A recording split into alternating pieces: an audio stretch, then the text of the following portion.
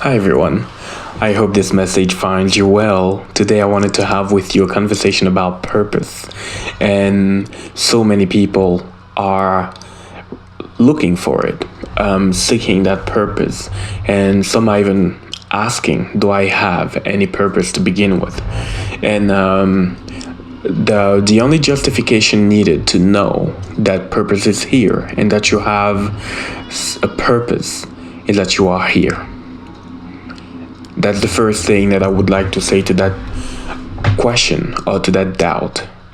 The only justification to know that you have a purpose is that you are here, that your heart is beating, that you're breathing, that you're present in this moment, that you're listening to this. If you didn't have any, you wouldn't be here. And the reason why I wanted to tune in with you today is to literally share with you 5 questions that will help you eventually extract or at least get some sense of direction about what that purpose, and the word has become so overused and I want to say abused to a certain degree. But if you really give yourself permission to dive into these questions, you might get a sense of direction. And the first question is, does your joy feel safe? Does your joy feel safe intuitively? What is the answer for you? Does it feel safe to fully feel joy? Does it feel safe to fully embrace that feeling? Or does that feel unsafe? And if it does feel unsafe, what about it feels unsafe? Who modeled that to you? Who conditioned you that way?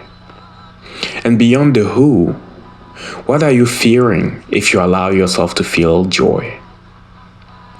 That's the first invitation, because in my experience, there is not a fixed thing that your purpose is going to look like. There's not one fixed thing that your purpose is going to look like. It doesn't necessarily look like a profession. It doesn't necessarily look like something that you're going to be doing in the world. It doesn't necessarily look like a title.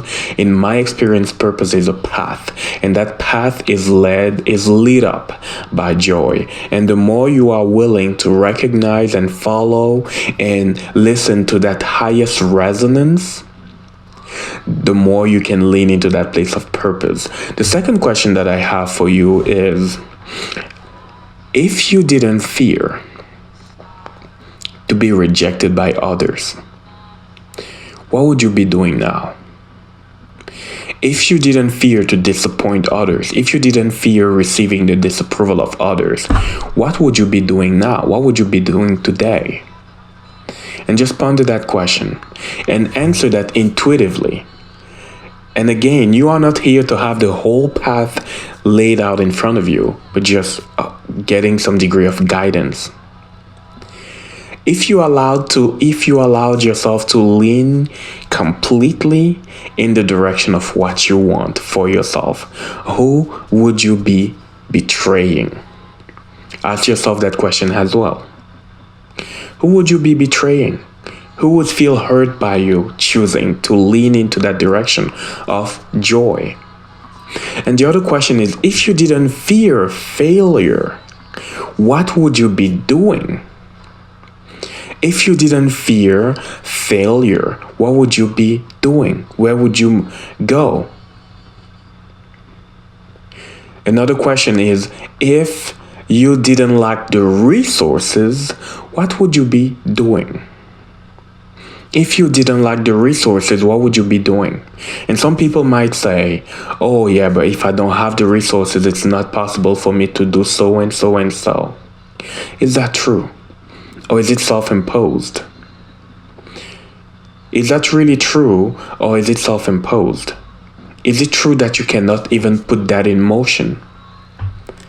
Is it true that you cannot start to lean towards that direction? And if you could lean towards the direction of that thing that requires resources, what is one thing that you could do now? And another question that I want to share with you is, if it wasn't too late, If it wasn't too late, if you didn't believe that it was too late, what would you be starting now? If you didn't believe it was too late, what would you be starting now? Now, very often, the reason why we are putting our purpose in the shadow is because there are a lot of safeguards around it. We are tangled in a social conditioning that keeps us crippled. It feels unsafe to feel joy. Being in purpose requires that you lean into that place of joy.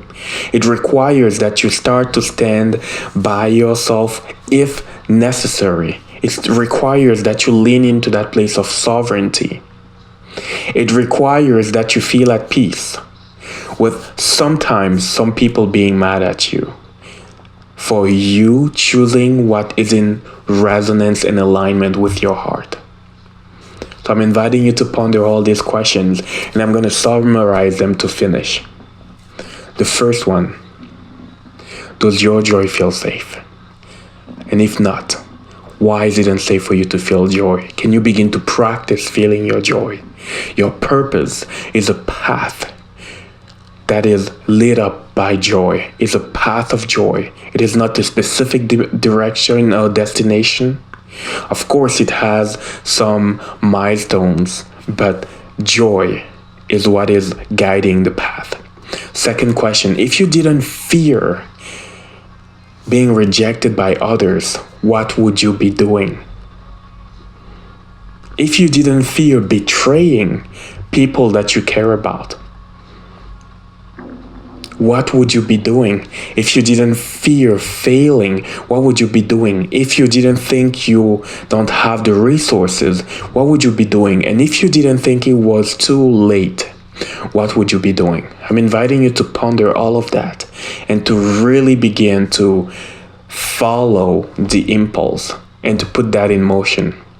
You might not have the whole path laid out in front of you, but in my experience, you wouldn't be listening to this in that moment, in this very moment, if you didn't have a purpose. And maybe for some of us, your purpose looks like being here in this moment, doing the best you can. And that is enough to make an impact on the whole planet. So I want to send you so much love and thank you for listening. And please keep going. I'll talk to you soon.